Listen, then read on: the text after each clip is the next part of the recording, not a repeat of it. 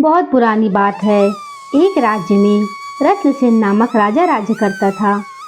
राजा का राज्य दूर दूर तक फैला था और उसकी प्रजा भी बहुत सुखी थी। राजा की एक पुत्री थी। राजकुमारी को हमेशा एक डर सताता था कि कोई साकाल नाम का राक्षस उसका अपहरण कर लेगा। राजकुमारी के इस डर के कारण राजा ने राजकुमारी के महल में सैनिकों का बहुत बड़ा पहरा लगा दिया।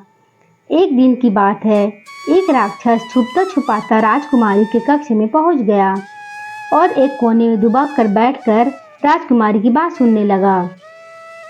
राजकुमारी अपनी सहेली से कह रही थी, यह दुष्ट साकाल मुझे बहुत परेशान करता है, इसका कुछ न कुछ इलाज करना जरूरी है।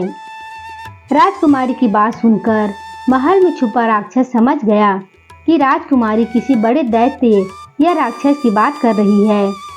शायद यह राक्षस उससे भी बड़ा है। किसी न किसी तरह इस राक्षस की शक्ति के बारे में जानकारी लेना चाहिए। इतना सोचकर वह राक्षस घोड़े का रूप धारण कर अश्वशाला में जाकर छुप गया। उसी रात एक चोर घोड़ा चुराने की नीयत से अश्वशाला में घुस आया। चोर ने अश्वशाला में सभी घोड़ों का निरीक्षण किया। सभी घोड़ों में उसे अश्वरूपी राक्षस ही सबसे हट्टा कट्टा और सुंदर दिखाई दिया। वह घोड़े को चोरी करने की नीयत से उसकी पीठ पर चढ़ गया और उसकी लगाम अपने हाथ में ले ली। अश्वरूपी राक्षस समझ गया कि यह अवश्य ही साकाल राक्षस है, जो मेरी हत्या करने की नीयत से यह मेरी पीठ पर चढ़ गया है। अश्वरूपी राक्षस ने अपना रूप बदलने की कोशिश की, किंतु उसकी लगाम चोर के हाथ में होने के कारण वह अपना रूप नहीं बदल सका। चोर के हाथ से चाबुक खाते ही अश्वरूपी राक्षस दौड़ने लगा। कुछ दूर जाने पर चोर ने राक्षस की लगाम खींचकर उसे रोकना चाहा, किंतु वह नहीं रुका और दौड़ता ही गया। चोर को शंका हुई कि यह घोड़ा नहीं, अवश्य कोई राक्षस है जो मुझे मारने के लिए आगे ले जा रहा है। यह आगे जाकर अवश्य मुझे मार गिरा देगा और मार कर खा जाएगा। अश्वरूपी राक्षस दौड़ते दौड़ते एक विशाल वृक्ष के नीचे से गुजरा। चोर उस वृक्ष की शाखा पकड़ कर लटक गया और अश्वरूपी राक्षस पेड़ के नीचे से गुजर गया।